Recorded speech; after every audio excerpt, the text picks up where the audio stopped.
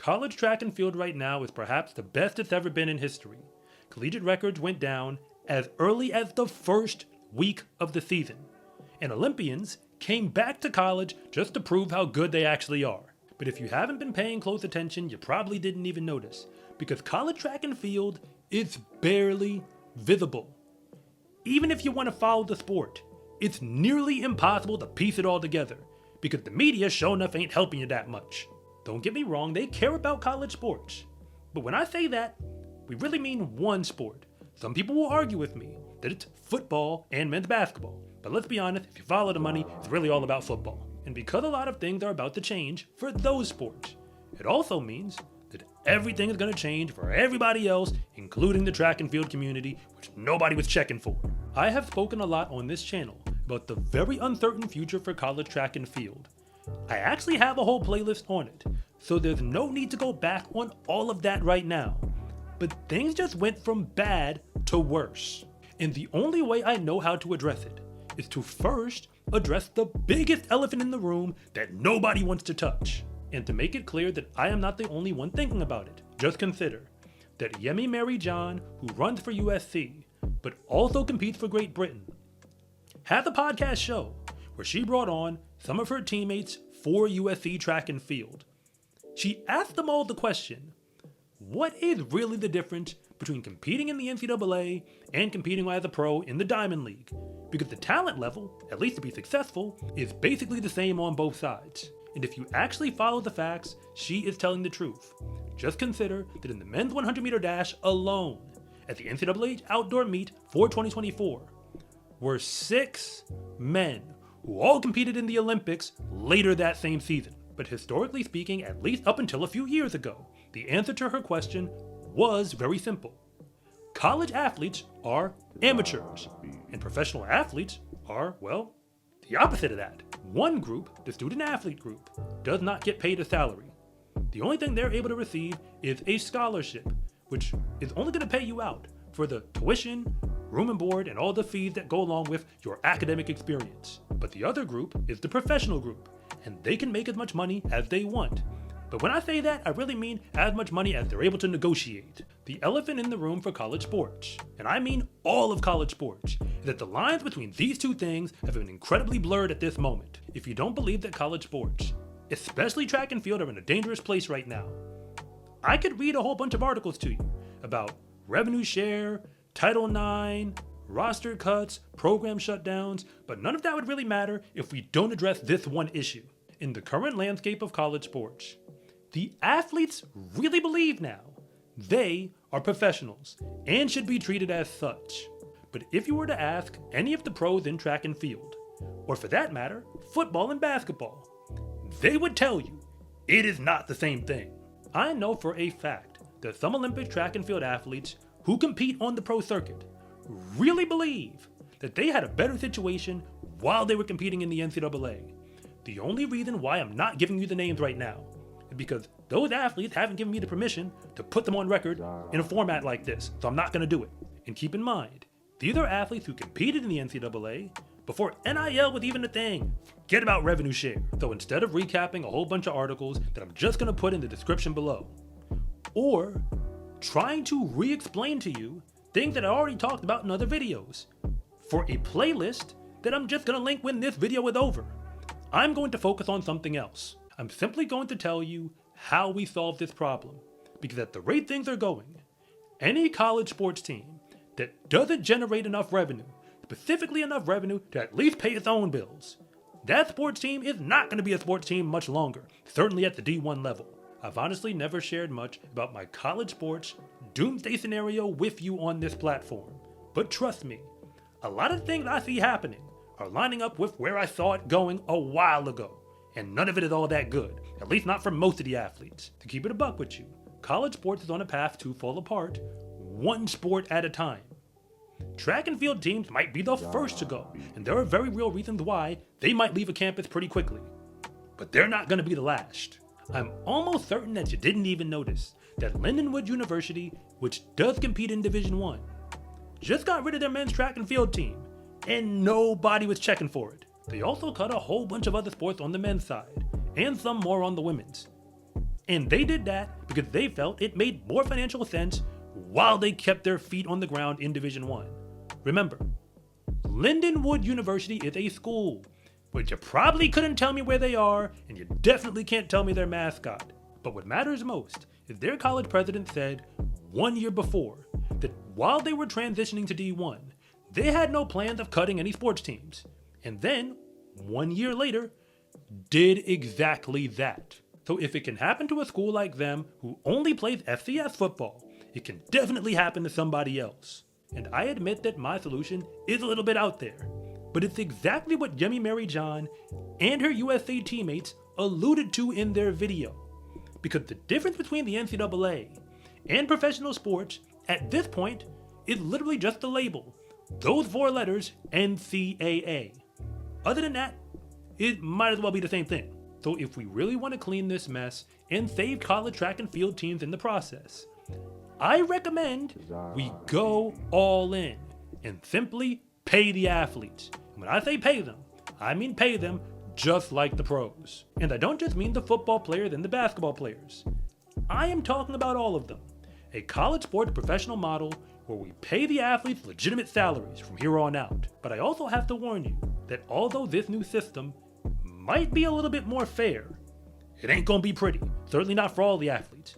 Because everybody ain't getting paid the same thing, and all the sports ain't getting paid the same thing. But then again, we already figured that part out by now. Just keep in mind that sometimes you gotta cut off an arm or a leg in order to save the whole body. That means sacrifices must be made. And yes, I'm talking about the track and field community. But if you're new here, I want to say thank you for even making it this far into the video. And I'm Coach Rob, the founder of SCArecruiting.com, where I rank the best track and field recruits across the entire nation. And if anything that I say actually connects with you, it is always greatly appreciated if you would please like and subscribe. But if I don't, just let me know in the comment section, because I try to read them all. The only way to pay college athletes like pros, and treat them as such, is you gotta get rid of all the relics that go with the student athlete model. I'm talking about words like scholarship, or even the words NIL, name, image, and likeness. You gotta scrap that. And even gotta get rid of the transfer portal, because none of that exists in professional athletics. Everything a pro athlete does in any given sport should apply. It's just gonna apply within the framework of being on a college team. For example, the athletes are gonna have salaries, but they're also gonna have contracts, which will need to be negotiated. They're even gonna have free agency. But we're also not gonna need a transfer portal anymore, at least not with that system. If you are a pro football player right now, you can't just up and leave the New York Giants because you don't want to play there anymore. Because your contract says that is who you play for. And if you're a professional track and field athlete who is signed to, I don't know, Nike, you can't just up and leave while you're still under contract. Don't get me wrong. Of course, some of the salary that we'd give to an athlete will go to their tuition, room and board, and whatever other fees they have for their academics. And for some athletes, their salary will not even cover all of that money. At that point, it's going to look a whole lot more like a partial scholarship than anything else. But we're just not going to call it scholarship anymore. It's a salary. Because last time I checked, college education is incredibly expensive. And the scholarship people were getting represents very real money. But we can now stop pretending that that's not what it is. This also means that any athlete who happens to sign a big contract will pocket a whole lot more money beyond the value of their education. Every sports team and every athletic department should have to determine a budget and then allocate that money as they see fit. I'm talking about no salary cap because there's really no legitimate way in order to stop it. That's actually one of the biggest issues that's playing out right now regarding the NCAA's new revenue share model. Because a lot of people don't like it. They think that it's putting an illegal cap on how much money athletes could potentially make. Considering that Major League Baseball doesn't operate with a salary cap, just adopt that same structure.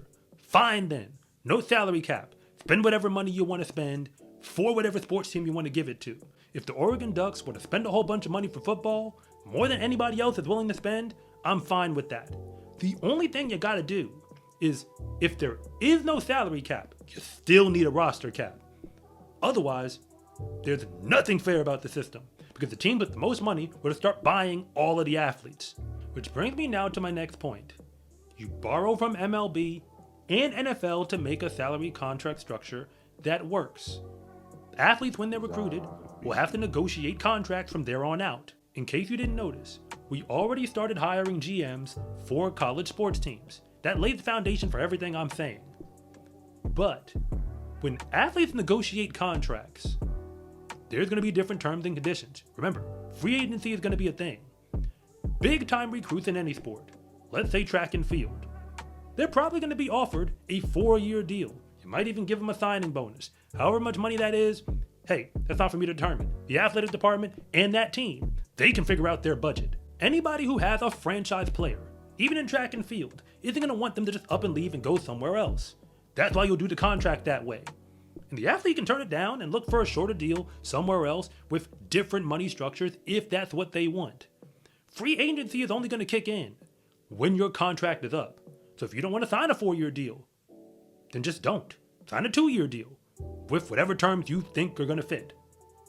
I admit that many athletes aren't going to get large contracts in any sport, including football. Most of them will get some version of a minimum contract. And minimum contracts are probably going to be 1-year deals. In track and field, it might not even be for much more than $1,000 or $2,000 for the year, which is still a step up from a walk-on who isn't getting anything. But free agency for any athlete on a 1-year minimum deal is also going to come up at the end of that season.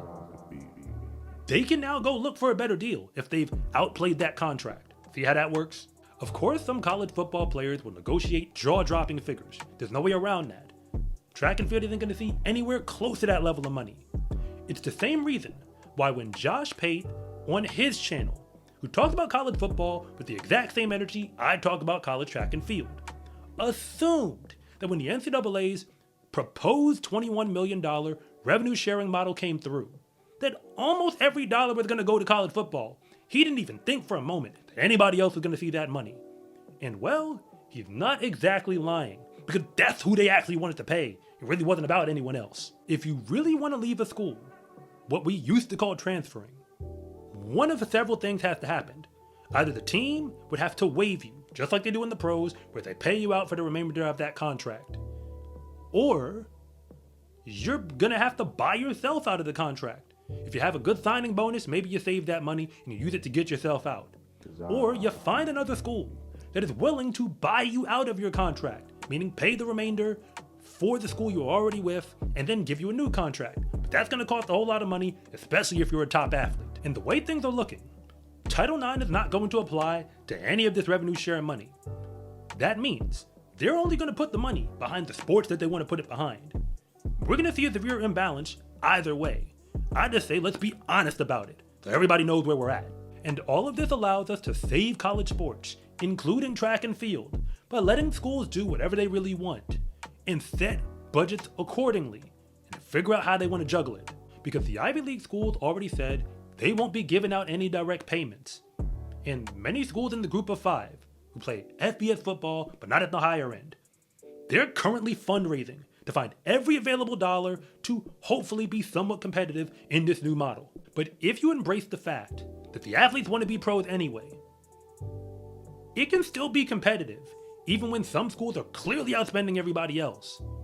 There is a reason why Ivy League basketball teams right now that don't give out athletic scholarship can still win games in the NCAA tournament against an SEC program. It's the exact same reason why the same Ivy League schools that don't give scholarships, like Harvard in track and field, can be top 10 in the nation on the men's and the women's side, when almost everybody else in the top 10 is clearly bankrolling scholarships out there. They just get the job done differently, which is exactly where college track and field is going to have to go. Because you can run pro track and field in the NCAA. It's just going to have to get done very differently than we see in football and basketball. And no, most of the money they see is never going to make it to the track.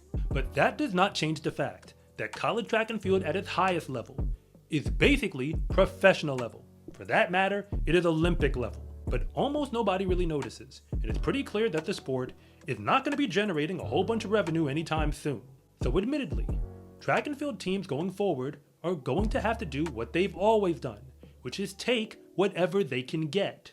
But if nothing changes soon to fix college sports, and I'm talking about all the sports, many schools out there won't even have a track and field program anymore. to be able to take from whatever is left at all. You actually made it all the way to the end of this video. I do have to admit that thank you doesn't do it justice anymore, because you are a real one. And if you want more from me beyond this video, on scarecruiting.com, you can get a ton of resources, like my free recruiting guide, online courses, and much more, including the option to meet with me one-on-one, where my specialty is helping you figure out which schools might actually be the best fit for you. And if nothing else, and you really just want to see more content like this, it is always greatly appreciated if you would please like and subscribe.